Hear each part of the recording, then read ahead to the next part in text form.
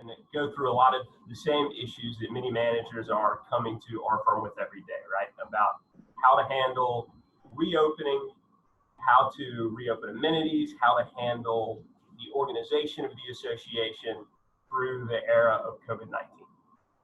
And this has been a challenging time for everybody, right? For managers and for attorneys, for insurance adjusters, because the situation is so unprecedented. So I hope that we can provide some guidance. A lot of y'all have had the opportunity to hear me speak before. Most of you that have will be glad to learn you can mute me, but please don't. And you guys know I love disclaimers. So there are going to be a few throughout this presentation. And it's important, I think, really for me to stress that the individual needs of every community are such that when you're making decisions about reopening and about amenities with COVID-19, that you consult your own counsel and you involve your attorneys when you make these decisions, right? The information that I'll be providing today is going to be very general, and it can't be one size fits all, because as we're going to see, there are no one size fits all solutions during this time. So with that said, the first topic I want to cover are practical steps for minimizing liability. And this has been the biggest question that I'm getting and our attorneys here getting from managers is, what can we do to keep our corporations safe? What can we do to ensure that we're protected and our future is secure as we reopen?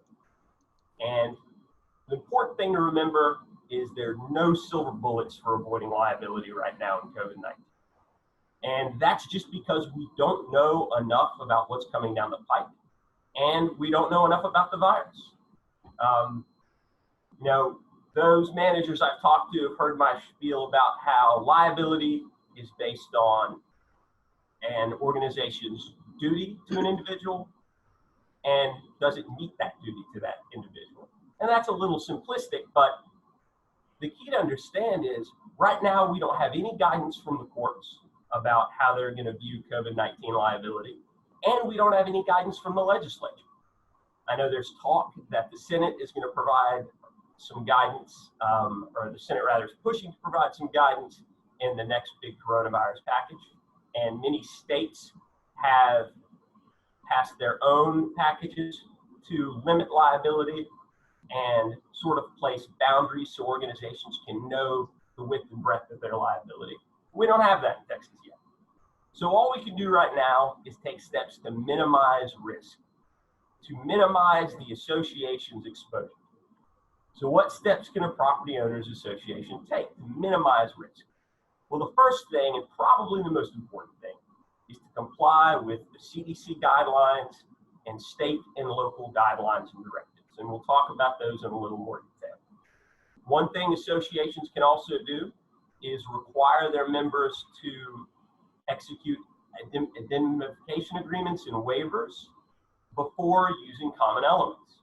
An association has no obligation to open its pool, to open its clubhouse during this pandemic. And conditioning access to those amenities during a pandemic on executing an agreement that protects the association is something every property owners association should be considering very strongly. And the third thing is know your community, right? Individual communities are going to have different needs when reopening and are going to have different risks.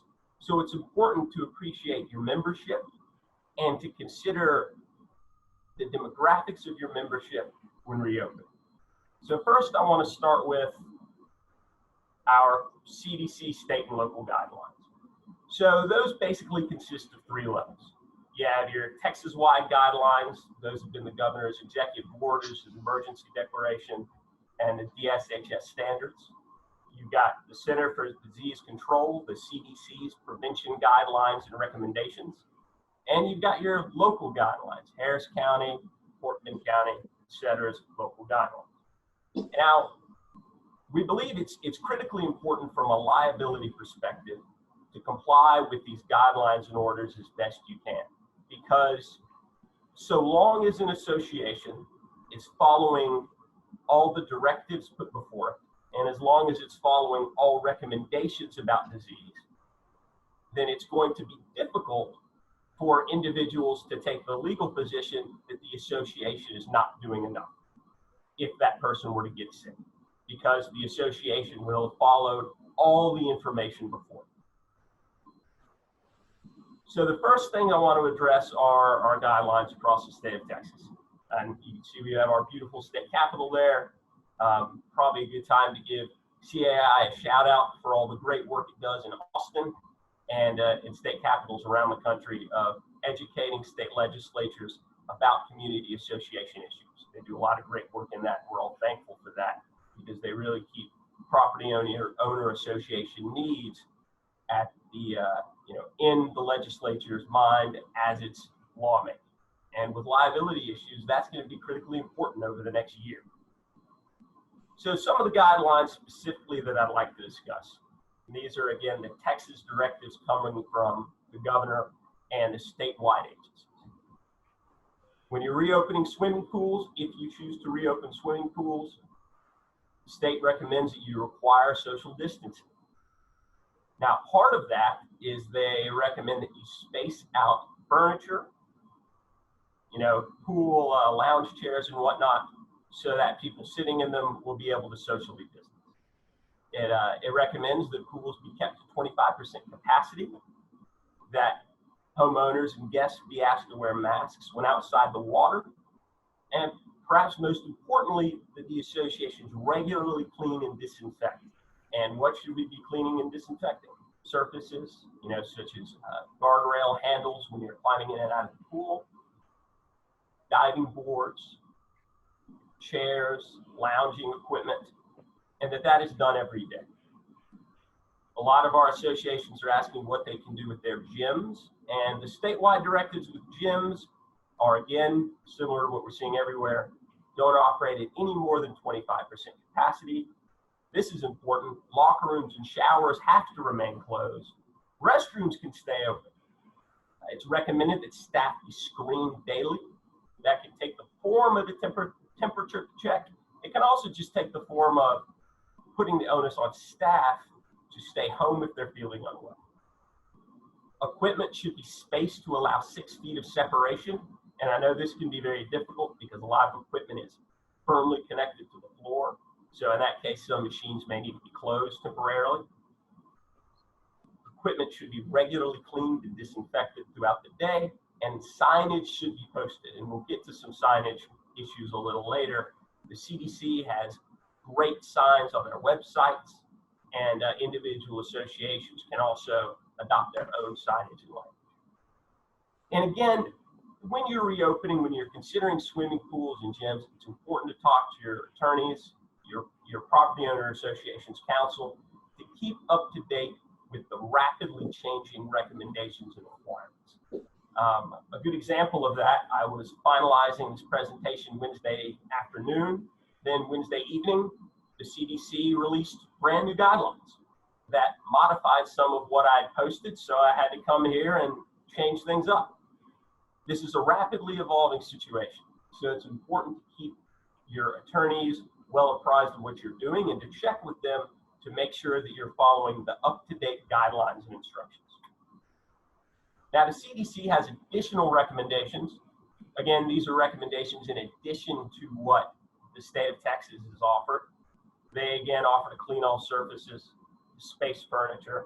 They also recommend around swimming pools providing physical cues and barriers. It's like when you go to the grocery store and they've got those tapes spaced 6 feet so you know where to stand to socially distance, to put those around your pool. They also recommend putting lane lines, those floating separation barriers as if it was a lap pool.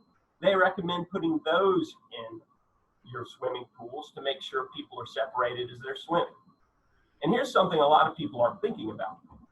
You have to ensure your water systems are safe, not just from coronavirus. If a water filtration system is shut down for a long time, it can lead to a lot of other issues. It can lead to a buildup of bacteria. It can lead to Legionnaire's disease building up. So it's important as you reopen to make sure that your water systems are cleaned thoroughly. For public spaces, those are your clubhouses, your meeting places. The CDC strongly recommends canceling and prohibiting large gatherings. If you're going to open your clubhouse, it's important to clean and disinfect those indoor public spaces regularly. And of course, again, to provide for social distancing. Now, when it comes to outdoor spaces like parks, the CDC does not recommend disinfecting daily, but does recommend cleaning daily. So that means keep it clear of debris and trash, and the sort of things that the virus can stick to. Now, when we talk about routine disinfecting, here's some of the things the CDC recommends be routinely disinfected, and that probably means every day. Tables, doorknobs, light switches, countertops, handles, screens, keyboards. That can be important if you've got an ATM in your community. Many don't. But these are all things to keep in mind. And again, when they say routinely disinfect, this essentially means at least once a day. And you can pretty much, as you're looking at this list, understand that you can stretch it out to mean anything people are going to touch, right? Anything people are going to be putting their hands on. It's important to also consider local guidelines. Now, not all counties in Texas have the same guidelines. Harris County is much stricter than most.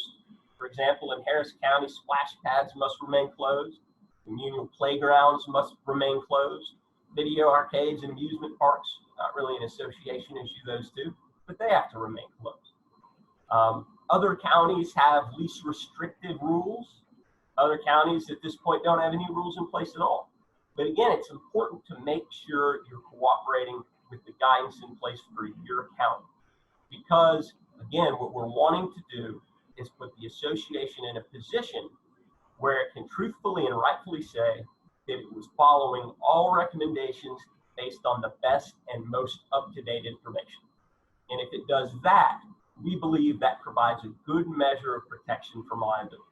Again, there are no silver bullets, there's no guarantees, but these are steps associations can take to lower their risk of liability as they reopen. So the next part of limiting liability, indemnification agreements and liability waivers.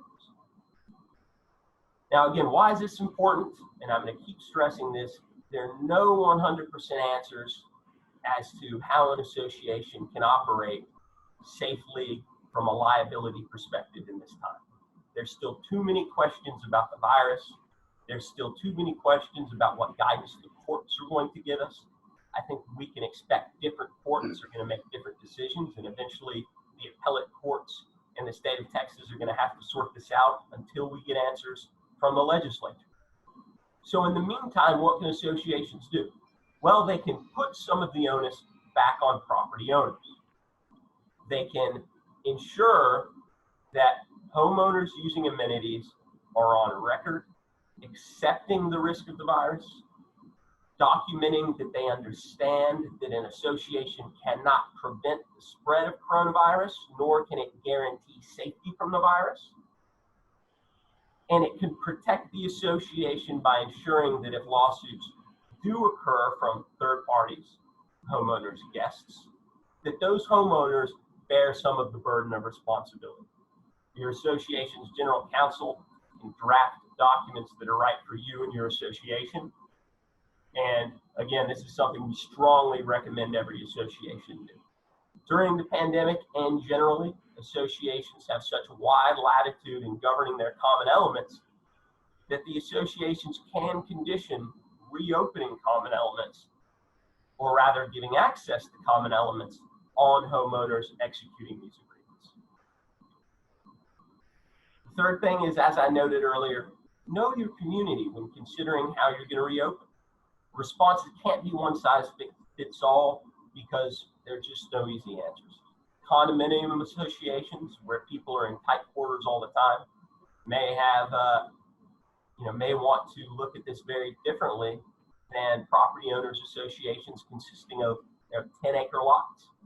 A property owners association that has a lot of retirees, a lot of people over the age of 65 may have a totally different strategy and may need a totally different strategy than an association consisting primarily of young families, people who are less susceptible to the virus. And again, it's important you consult your local counsel as you make these decisions because things are changing so rapidly. Guidelines are changing every day, every week. Various executive and local orders are coming into place and being drawn, expiring. So you need to make sure your association's on top of it and, put the onus on your lawyers. It's their job to protect y'all, so put them to work. So beyond liability, how do we look at keeping the association running, right? We're doing this through Zoom. This is only my second time using Zoom. Wednesday, I had a hearing in court on Zoom, which was its own experience. And, we're used to, as property owners associations and people in this industry, being able to gather together. We're used to being able to meet with our membership. We're used to being able to meet with directors face to face. And for a lot of reasons, we can't do that as much right now, whether it's because of social distancing orders and requirements, or whether it's just because people are taking steps to protect themselves and their families. So what do we do to keep association operations running? So we're going to discuss telephonic board meetings. We're going to discuss some annual meeting options, and we're going to discuss assessments. It's important that homeowners associations continue to operate with as much continuity and with as much normality as possible. Because the one thing we don't want to do is have an association simply stop its operations such that in 3 months it's dug itself in a hole with collections, with deed restriction enforcement, and with conformity to the property code. So part of that, boards should continue to meet regularly. If your board meets every 2 weeks, it should keep meeting every 2 weeks. If it meets once a month, it should continue to meet every month. And, it's sometimes tempting to, and not just during coronavirus, but always, sometimes directors really want to push for making decisions via email and via text message a lot, right? They want to govern amongst themselves and they want to do it conveniently. But that's just not a viable strategy long term. We talk a lot about, when we do these presentations live, we hand out bookmarks with a list of the 15 things the property code requires that board of directors do in open meetings that they can't do just through emailing each other and text messages. And most of those are the critical operations of an association. So it's important that boards continue to meet, continue to hold open meetings so that they don't run afoul of the property code, and so that they can continue to take the actions and make the decisions that are important to keeping a community running. The Texas Property Code allows for telephonic meetings if in-person meetings are unsafe or contravene local guidelines. And again, your attorneys can give you the guidance of how to ensure that those telephonic meetings comply with the property code. And essentially that'll consist of ensuring that all homeowners who wish to take part can, and that homeowners are given notice in the same way they would in open meeting. But boards should continue to meet regularly so that there's continuity in association operations. Other question we're getting a lot is, especially as we get into summer, is how to handle annual meetings. A lot of associations meet in June, July, and August. In fact, some associations have bylaws that require meetings on certain days. So how do we handle that if all homeowners cannot get together? Well, the one thing we can't do is just abdicate that responsibility. The Texas Property Code and the Texas Business Organization, I should say the Texas Property Code requires annual meetings of the members every year and requires annual elections. The Business Organizations Code requires that homeowners be able to vote at these annual meetings, and because we're nonprofits, requires that homeowners be able to vote in person. So how do we fulfill these requirements? Well, the Business Organizations Code sections covering nonprofits expressly authorize electronic annual meetings unless an association's bylaws prohibit it. The Texas Property Code also essentially will allow for electronic meetings so long as there is an in-person voting option. So if you're coming up to a hard deadline on your annual meeting, or if it's important to get your annual meeting done now for budgetary reasons or election reasons, there are ways you can go about it. Punting and saying we're not going to do an annual meeting in 2020 is simply not an option, but there are ways to meet safely and in conformity with the law. And it's important that you talk to your attorneys. They can guide you how best to do that. And again, you can hold an annual meeting almost entirely electronically, provided there's an in-person voting option.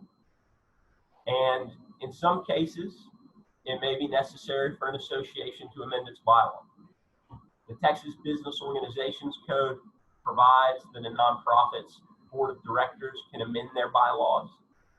This provision can often supersede bylaw provisions that would otherwise prohibit that, right? That would otherwise say members must vote on amendments.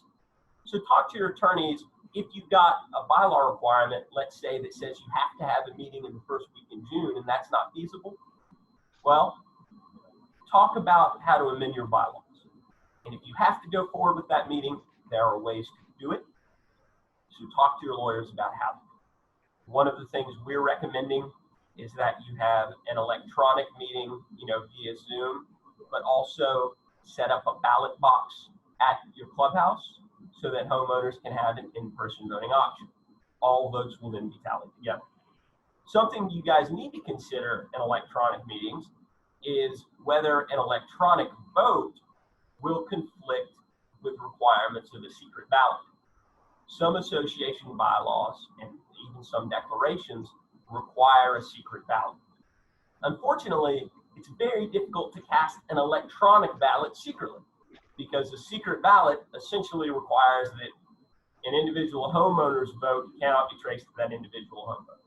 So again, talk to your attorneys to make sure the software you're using can comply with your bylaws and with the Texas Property Code. Assessments. So this is probably the question you're going to get the most from homeowners is, what do we do about assessments? Do I have to pay assessments? Can I get a refund because I can't use my pool? And from some directors, you're probably going to get some pushback about collections anyway. There are some directors and associations that may be conflicted, may feel conflicted about pushing forward with collections while so many people are struggling economically. And while associations can certainly examine their collection procedures and can certainly delay enforcement actions, it's important to remember that homeowners are obligated to pay and associations are obligated to collect. From an association perspective, it's important to keep your directors focused on their responsibilities as directors. As directors, they've got a fiduciary duty to the association. They've got to put the best interest of the corporation ahead of their own personal feelings about the situation. The directors are bound by the law to act to the association's best interest. So they cannot simply punt completely on collecting assessments while still lawfully honoring their duties to the corporation. And associations, they can't waive assessments, right? The duty to pay assessments isn't something that comes from an association's board of directors.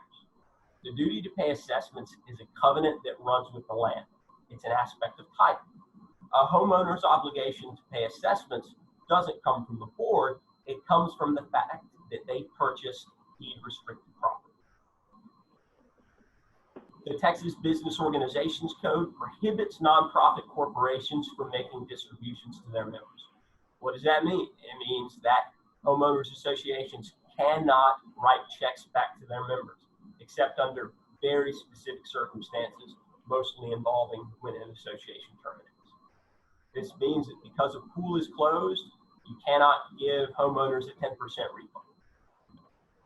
Now, when thinking about collections generally, You know, and I think many of you as managers know this and have seen it firsthand, that when an association is struggling with collections, when it's at 60%, 55%, or 70%, it can take a long time to build up the community culture until collections are at 85% and 90%. That can take years, right? And it can take years and a lot of effort. And it's important to remember that as you're thinking about enforcement, because if you get too lax with enforcement, that culture of paying on time can slip away. And you can dig yourself in a hole where you're going to have to be climbing up the same mountain you climbed before to get your association finances in order. It's also important, I think, from a public relations perspective, to examine how much you want to kick the can on enforcement down the road. Because if you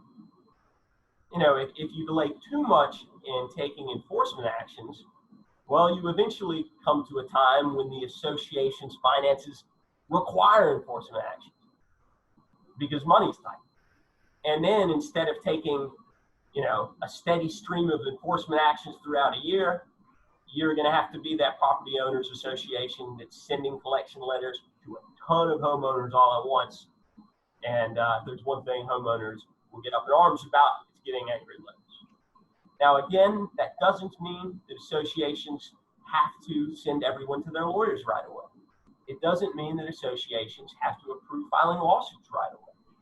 Boards can take and have discretion in how they want to treat collections, but collections must continue. So, again, before I go on to sort of our Q&A, our commonly asked questions, again, I want to just stress how important it is that you talk with your attorneys before making decisions. Things change so rapidly, the situation is evolving so fast that what is true today may not be true a week from now. As the example I said earlier, what was true on Wednesday when I made this presentation wasn't true on Thursday morning when I had to make changes. You don't want to get caught acting on out-of-date information, and you don't want to get caught acting on out-of-date guidelines. So put the onus on your attorneys. And I think it's also important to consult your insurance carriers, right? Find out what the association's liability insurance will cover. Some associations will find that their insurance will not cover pandemic-related suits, and they can discuss how to get that covered, right? And if it's affordable. So talk with the professionals that y'all hire, put them to work. So I want to thank everyone who submitted questions. A lot of the questions that I got, I feel like we covered. So I'm going to address some of the ones that I feel we didn't really go over as much during the presentation. And if I didn't get to your question and I didn't get it in time, I apologize. I understand there may be time to ask some questions later, and we'll do the best we can to get to. So the first question I got: as the office is community use, should staff wear masks every day, all day? If a staff member is the only one in the office, do they need to wear a mask?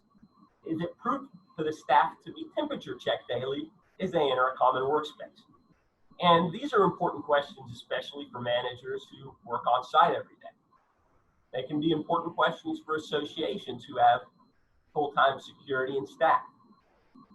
So the Center for Disease Control does not recommend professional style equipment, N95 respirators, etc., in workplaces unless it's routinely recommended, which means unless you work in an industry, asbestos, etc., where you need a mask. However, it does strongly recommend cloth coverings over the mouth and nose while in an office where you're going to be around people. The Texas Department of State Health Services recommends, but does not require, wearing masks in any office spaces where social distancing is impossible, when you're going to be within 6 feet of people, and especially when riding elevators, when using restrooms, and utilizing common areas. Neither the CDC nor the state of Texas mandate daily temperature checks, but they do, of course, strongly recommend self-screening. If you're feeling unwell, stay home. Now, again, these are minimum guidelines. Probably as with a lot of people, my personal grooming kind of fell away a little during coronavirus. So in advance of this presentation, I went yesterday and I got a haircut. And before I went in to get my haircut, they took my temperature with a forehead reader. They're certainly allowed to do that. Associations and businesses can make their own decisions to go above and beyond the minimum guidelines. And again, you should consider the needs of your own community. If you have a community that has individuals, a lot of individuals who are especially susceptible, then a daily temperature screening might be a good idea. Not required, but again, talk with your attorneys, consider your association demographics, and come up with solutions that are tailored for your community. So question number 2, can an association use electronic voting technology to get a waiver of liability? Absolutely. Electronic signatures are valid in the state of Texas. Therefore, if a property owners association wishes to transmit its indemnification agreements electronically, it can do so. Again, I would strongly recommend that you not submit any such waivers to your community until your council have had an opportunity to review them. Now, some associations have talked to us about what to do about third-party waivers, right? So let's say your pool company is requiring a waiver, and the pool company says, well, we'll just add the association's name onto it. Is that going to be sufficient? Maybe, maybe not. It may be important that you have a waiver that is comprehensive and just beats into the ground the important indemnification issues that are critical to keeping your community safe. So I would not necessarily count on a third party's, general liability waivers that aren't specifically tailored to coronavirus unless you've had your council take a look at them first. My question for the webinar is, if you make residents sign a waiver, can residents still sue the association? Well, to some degree, that goes back to what I was saying about there are no magic bullets. And procedurally, no waiver can prevent anyone from going down to the courthouse and filing a lawsuit, right? What waivers do is try to preclude recovering on those lawsuits. They try to reduce the association's liability or preclude the homeowner from being able to recover when they sue, so that an association or its insurance defense counsel can dispose of lawsuits quickly and without economic loss. But again, there's no guaranteed protection from liability right now. So that's why it's critically important to keep up with your attorneys about how the legislatures are handling liability issues, about what courts are deciding, and to make sure you craft a waiver and indemnification clause, or agreement rather, and that you adopt reopening policies that are workable for your community. So if there are any additional questions, I'm not sure how Jesus wants to handle that. If we want to do that now or circle back, yeah, Dave, the man in charge. Thanks, David. That was a great presentation. One question we did get, this goes to the topic of waivers. Will waivers need to be signed daily to account for residents who bring guests? Well, no. A comprehensive waiver will not be able to be signed daily by the member. And the waivers that we're designing, and that I'm sure a lot of other law firms are designing, will not only cover the member, but will cover their guests, which is to say it will require the member to take responsibility for their guests. So let's say a guest gets sick and sues the association. Well, it'll be the member who brought the guest and not the association that's on the hook financially. Now, that does not mean that you shouldn't have individuals sign waivers when they come in as guests, if you can. If you've got someone on staff, who is, writing down names just regularly as guests use the gym or come into the pool, it's absolutely acceptable to have guests coming in sign a waiver as a condition of using the facility. Again, when I went into the mall, Memorial City Mall right next to us yesterday to get a haircut, right after they took my thermometer thing, they handed me a piece of paper and made me sign it before I could even go inside. You can certainly condition guests using your amenities on signing a waiver. Now, whether you want to do it, again, will be sort of based on individual circumstances. Is there someone there who can enforce it? If there's not someone there who can enforce it, then it becomes, kind of toothless. But again, a good agreement that the homeowner sign will cover you anyway, because it will put the economic responsibility on the homeowner instead of the association. Okay, and one other question we have just came in. It says, we are in the process of amending our deed restrictions. Can we hold a signing event if we establish appropriate distancing rules? I'm sorry, what event? We are in the process of amending our deed restrictions. Can we hold a signing event if we establish appropriate distancing rules? Well, I mean, from a yes or no legal perspective, assuming that you're in a county that is, that is not on lockdown, then yes, I would, again, strongly consider associations, talk to your lawyer about if this is a good idea. And because electronic voting and signatures are really so easy for associations to get and manage these days, and especially because when amending restrictive covenants, doing it in one big meeting often isn't the way to do it, because then you have to worry about attendance, and because there's no reason an association cannot collect signatures over a long period. I don't see any reason why an association should take that risk, given all the other options available to it. Excellent. One last question before we get to the second portion of this presentation. This asks, would we be obligated to enforce these rules at the pool, or just simply make it known that they were our recommendations? So it speaks to the obligation portion. Well, if a pool, and again, this sort of gets to a lot of issues. The easy answer is we don't know, because we don't know what courts are going to say about liability on enforcing rules and regulations, right? We don't know if a future court will say, well, it wasn't enough to make these rules, you have to enforce them. What I will say is that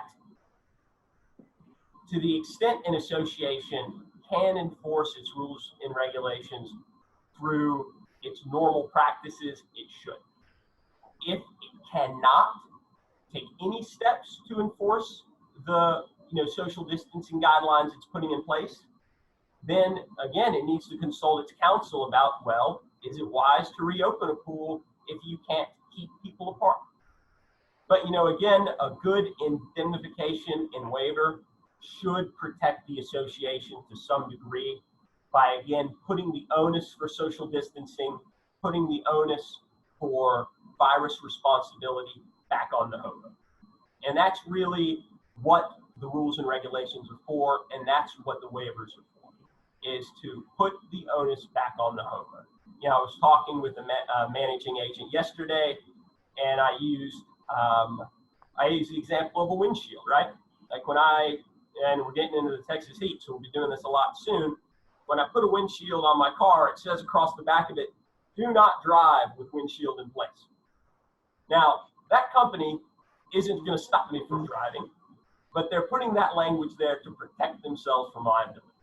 And that's what we're trying to do with putting guidelines in place, and that's what we're trying to do with waivers and indemnification agreements, to put the onus back on individuals instead of the association. Excellent. Well, thank you, David. I appreciate that. We got a couple of more, but what we'll do is maybe connect afterwards and see if we can get these answered for the folks who submitted questions. And if you would, there you go, and share your screen. And by the way, David, good haircut. Looks better than the hat job I did a couple of weeks ago. It's grown out, so it's looking a little bit better. Pretty amazing considering you had to cut it around a mask. Yeah, I know, right? You should see the back. Okay, We're going to hand it on over to Deanna, and I am going to pull up her presentation. And Deanna, thanks again, and I'll pass it on over to you. Okay, thank you, Jesus, and thank you for everyone joining. Just going to go over a few items here about cleaning and sanitizing. First of all, in your pool areas and when you open your clubhouses and you have your on-site staff, you should always encourage your staff and your patrons that are coming in to cover their cough and sneezes.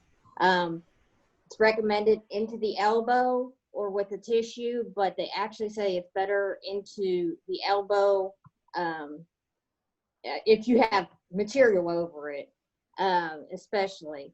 Face coverings anywhere in public, especially if you can't be 6 feet or more apart. They're just recommending cloth face coverings, but do not wear them into the water. And trust me, from running with one on, I know once they get wet, hard to breathe. So you don't want your patrons to be wearing them into the water, but once they're out of the water, going back and forth, it is highly recommended that they wear them.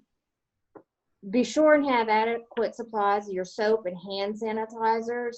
It's actually recommended that you have, if it's like out in the playground areas and stuff. Now I know in Harris County, we can't even open our playgrounds, but some of the other counties are allowing them to be open, and you should have like a hand sanitizer station for people out there in the public when they're going on to the playgrounds and stuff.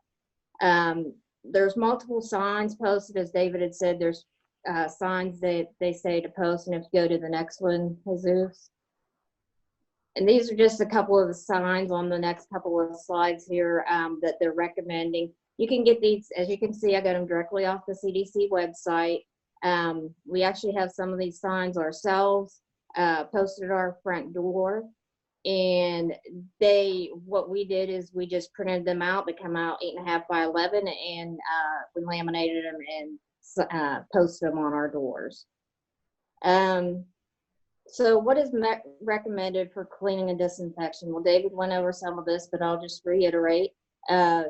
Frequently touch surfaces at least daily, and then maintain your routine weekly cleaning. Shared objects should be cleaned after. Sorry about that. So things that are frequently shared when you in the bathrooms, the faucets, like any pool equipment, like the chairs and tables and stuff outside. After a patron's been on them, they should be wiped down. Should be placing the pool furniture at 6 feet apart or more, and like I said, clean after every use. Providing the cues in and out of the water to maintain the 6 feet distancing. Limit use of the pool equipment unless you can sanitize it in between. What I'm talking about is, like he was saying, the noodles and you know, the rings that some of the pools have. Any area that's been closed for 7 days or more only needs routine cleaning to start with. The virus itself, it is an envelope virus, and within 2 to 3 hours, it'll start breaking down, degrading, but it can last on surfaces, depending on the surface, 3 to 7 days. So that's something to keep in mind. You should do routine cleaning once a week anyways, and then daily clean minimal on highly used areas, and in between, if it's something, I mean, shared areas should be in between each use. Next slide. If areas are dirty, it is, the CDC says to clean with soap and water first, and then on your cleaning products, always follow the directions that are on the cleaning product. Next slide. sanitizing agents by the CDC is list N. Now I had to go through this because this is a big old list. As you see, it's 64 pages. I went through it. All the ones for the human coronavirus are on page 44 to 64. Now, right now, there is no product out there that has been proven to kill the novel coronavirus. Now, they are assuming because it kills the other human coronaviruses that it will kill this as well. The companies have to apply to the CDC to get placed on their list. The products on, I already said that. So we go to the next slide. Okay, and one thing in all of this, be aware that PPEs, personal protective equipment, sanitizing and cleaning agents are in short supply right now. A lot of my regular suppliers, they're not getting me my supplies. It's taking a month. Some of my supplies, it's taken me 2 months. Luckily, we've had backup supplies. So you just got to keep that in mind. And Clorox and Lysol, when I was looking for products, they both had things out saying that it could take them as much as 6 months to get back up to regular levels of their stock because there has been such a high demand. What we're using right now is Clorox and Odabon and Max Clean.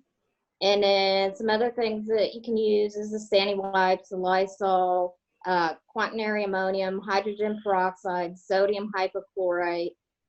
Those there are the main ones that are actually on the CDC's website.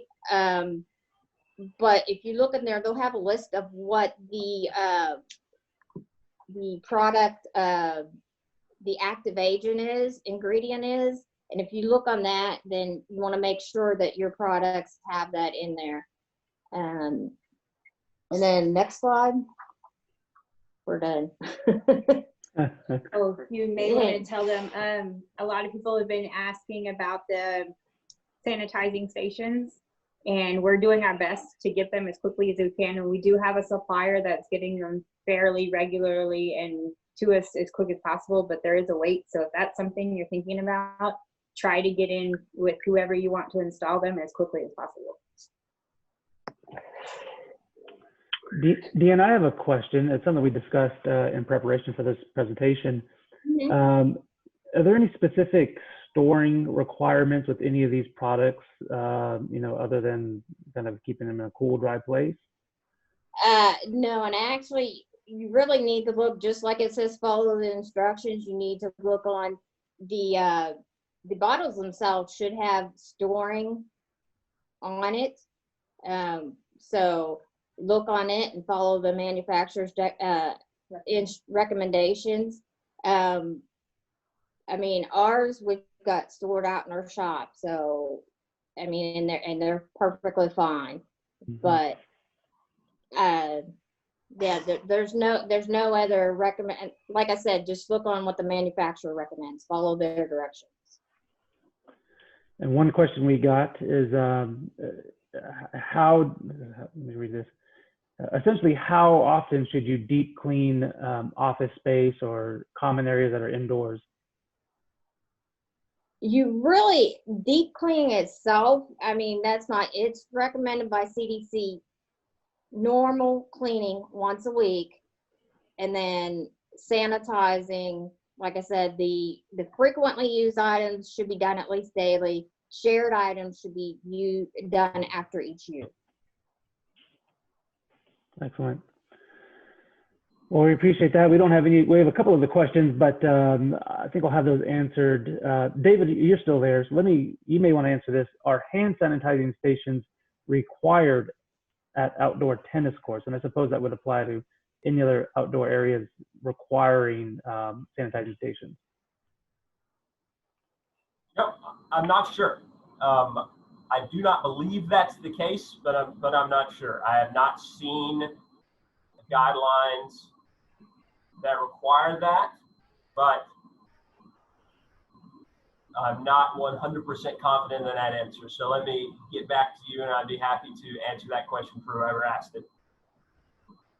Yeah, I'm with I'm with David on that. I mean, I haven't seen anything that requires, but there are recommendations on any shared usage that they have some form of, they have the signs up and have some form of way to wash the hands in between.